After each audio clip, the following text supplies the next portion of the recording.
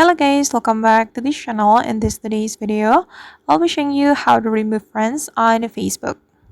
Okay, let's get into it. Here I have opened my Facebook application, and first thing first, we can click on these three lines on the top right and select the friends option right here.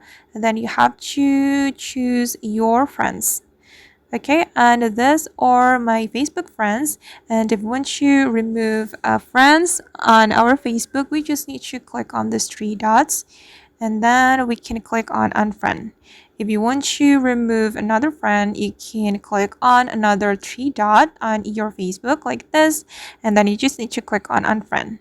And if you want to remove your friends on Facebook, guys, you can do it one by one because there is no option to remove all friends we have on Facebook.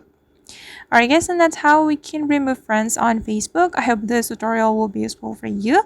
Thank you so much for watching, and if you found this tutorial useful, don't forget to like, comment, share, and also subscribe to this channel. See you in the next video.